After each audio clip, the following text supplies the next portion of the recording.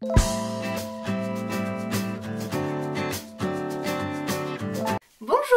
Et voilà la troisième vidéo, je suis super contente. Franchement, je pensais pas que cette aventure prenne vraiment cette tournure. Super, quoi dire d'autre? Merci, merci, et voilà, l'aventure se poursuit. Donc comme je l'ai marqué sur ma petite intro sur la deuxième vidéo, c'est une chaîne de partage et j'espère qu'elle va vivre grâce à vous. Donc le principe est de laisser des commentaires à chaque vidéo et comme ça la chaîne évoluera selon vos envies et les tutos que vous souhaitez avoir. Et donc moi du coup ça me fait vraiment évoluer et m'adapter à ce que vous avez envie de voir. Donc c'est un réel partage entre vous et moi et c'est vraiment l'intérêt quoi. Donc cette troisième vidéo, grâce à Stéphanie qui m'avait laissé un commentaire sur la première vidéo, va être sur le thème de la cuisine rapide et facile, car évidemment, quand on est dans nos emplois du temps de maman, de femme, de travailleuse, voilà, c'est des fois un peu compliqué et serré. Donc pour se garder un petit peu de temps, je vais vous indiquer une petite recette que j'ai dû moduler selon mes goûts et que vous aussi vous pourrez vous approprier, qui s'appelle donc la tarte au thon. Et bien évidemment, vous pourrez le mettre à votre goût au fur et à mesure. Merci Stéphanie, voilà la petite vidéo cuisine, j'espère que ça va vous plaire aussi. Et selon les retours on verra. Donc ça vous prend 5 minutes de préparation, 30 minutes de cuisson. Je vous conseille de mettre une petite salade avec. Et puis le dessert, donc un petit fromage, un yaourt ou un fruit. Et ça vous fait un repas équilibré complet. Et je pense que 35 minutes pour monter un petit menu, c'est assez honnête quand même. Donc encore une fois merci Stéphanie, j'espère que cette recette va te plaire. Sinon n'hésite pas à me demander, je t'avais donné un petit choix. Donc si tu veux une autre recette ou bien entendu tous les autres visiteurs sur ma chaîne, si vous voulez quelque chose en particulier et que je peux vous l'apporter, ça sera avec une grande joie. Donc on va se retrouver sur mon plan de travail. Donc me voilà installée pour faire la tarte au thon. Donc nous avons besoin forcément de thon au naturel. Donc j'ai pris une boîte 170 grammes.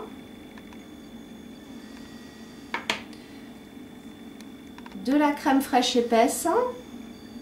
Donc une petite brique de 20 centilitres. Un œuf moyen. Du gruyère râpé. Une grosse poignée. Du riz, donc celui que vous utilisez habituellement, moi c'est le riz basmati, une petite poignée aussi, de la moutarde, donc celle que vous utilisez d'habitude, une grosse cuillère,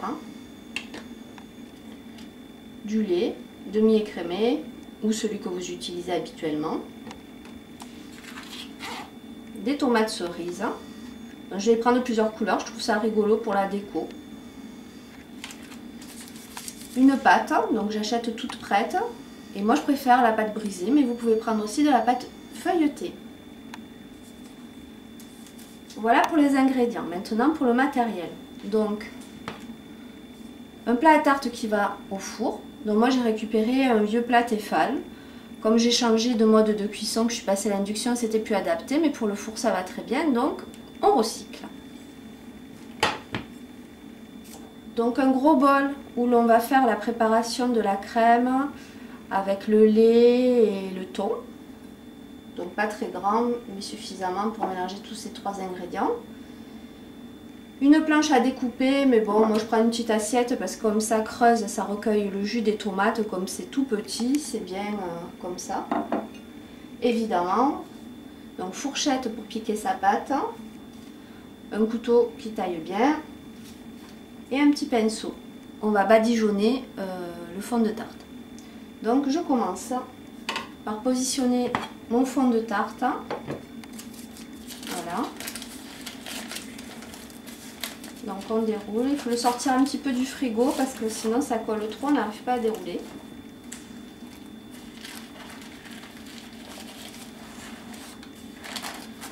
Voilà. Bien évidemment, il faut se laver les mains avant de commencer, tout le monde le sait bien sûr.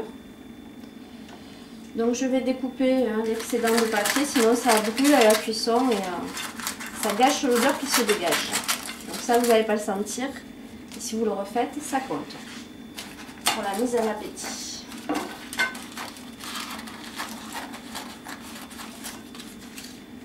Voilà. Donc là, ma pâte est installée. Je vais venir piquer le fond avec ma fourchette et les rebords pour éviter que ça fasse des grosses cloques. Donc on pique un peu, allez, voilà, comme ça. Moi, j'ai fait un petit rythme de colonne et de ligne.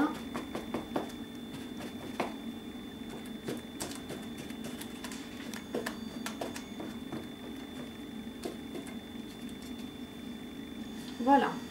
Ensuite, je vais prendre ma moutarde. Donc, je vais venir en mettre un petit peu sur le fond.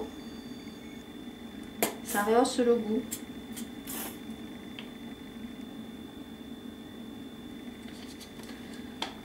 À peu près une grosse cuillère à soupe. Donc là, je vais venir avec mon petit pinceau en mettre un petit peu partout. Pas qu'il y en ait un qui tombe sur le gros paquet. Alors moi je prends de la moutarde fine et douce comme ça rehausse sans vraiment arracher les papilles des plus petits.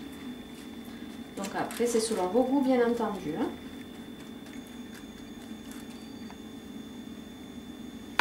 Donc là je vais venir prendre mon riz et j'en mets une grosse pincée au fond. Il ne faut vraiment pas recouvrir, hein. C'est juste, voilà, bon allez, 3 grosses pincées. Voilà, donc là, mon fond de tarte est prêt à accueillir la préparation que l'on va faire. Donc à ce moment-là, je vais mettre mon four en chauffe. Donc moi je le mets à 220 parce qu'il ne chauffe pas vraiment beaucoup. Donc il faut adapter, vous voyez, vous surveillerez la cuisson au fur et à mesure. Donc moi je préchauffe le four à 220.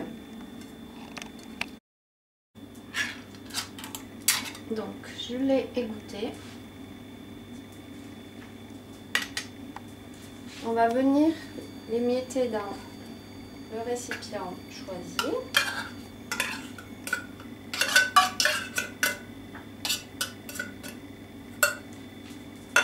Voilà, il faut le séparer parce que ça fait un gros bloc. Donc j'aplatis, je tourne au fur et à mesure, comme ça j'en oublie pas. Bon, le dégrossit, hein, c'est pas... Voilà, donc là on va venir y casser l'œuf entier.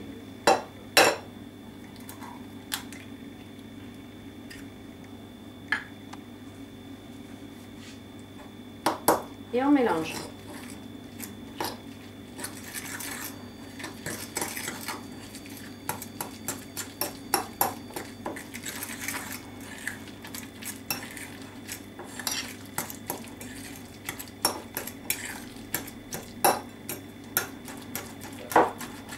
Tout en écrasant,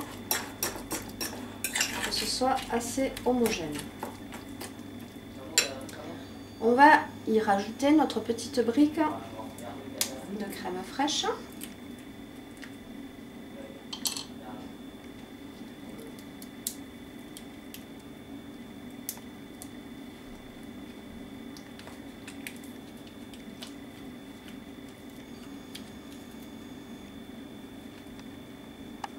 Voilà. Donc là, on va venir assaisonner avec du sel et du poivre.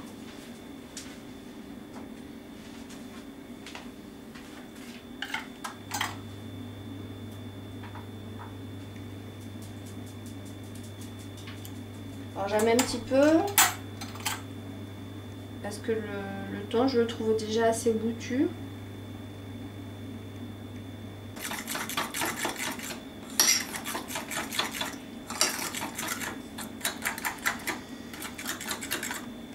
Dans ce stade-là, donc pour les gourmands, on peut y insérer du gruyère. Moi, vu que je vais en mettre par-dessus, je n'en mets pas. Je vais rajouter à peu près un verre de lait, un verre, vous allez voir. Voilà. Donc là, hop, il faut aller plus doucement parce que c'est assez liquide. D'où la présence du riz au fond du plat pour absorber cette matière liquide.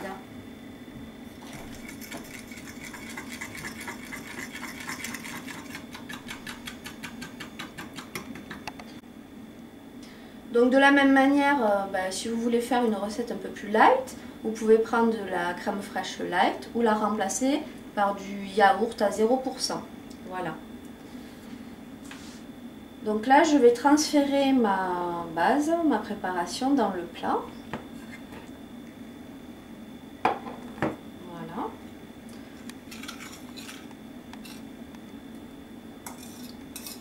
On transfère toute la préparation.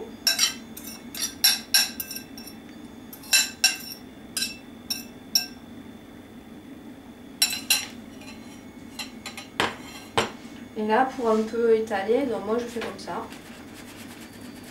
en circulaire, et ça se met en place, tout simplement. Donc à présent, j'ai tout transféré, on va s'occuper un petit peu de la finition, de la décoration, ce qui rajoute, hop, on en est aux tomates. Donc là, vous coupez par moitié vos tomates, tout simplement. Donc je vais en couper quelques-unes. J'en choisis un peu de toutes les couleurs. Pour mettre un peu de gaieté dans le plat. Après, vous pouvez y mettre toutes les tomates que vous souhaitez. Si vous en avez dans le jardin, bien évidemment, c'est le meilleur.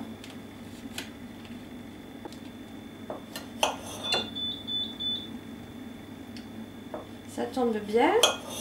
Le four est chaud. On est sur la fin de notre préparation.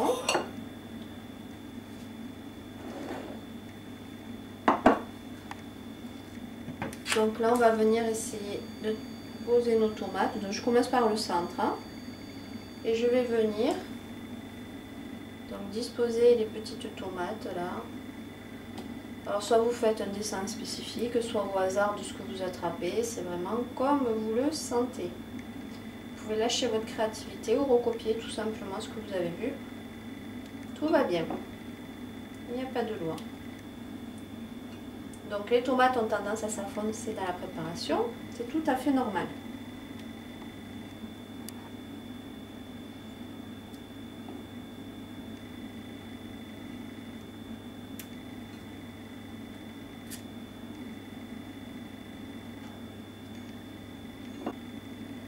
Voici.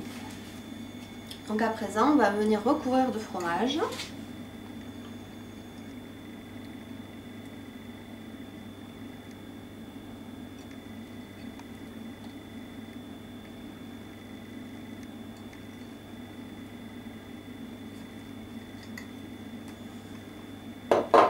Voilà, c'est prêt, on enfourne. Donc je vais le laisser 30 minutes, mais encore une fois, pour la première fois, surveillez au fur et à mesure. Vous savez très bien qu'une fois que vous plantez le couteau, s'il ressort propre, c'est que la cuisson est prête. Et surtout que ça brûle pas. C'est parti! Là voilà, donc elle sort du four. Moi, j'ai rajouté 5 minutes pour qu'elle soit bien croustillante sur le dessus. Donc il n'y a plus qu'à préparer votre petite salade. Et bon appétit!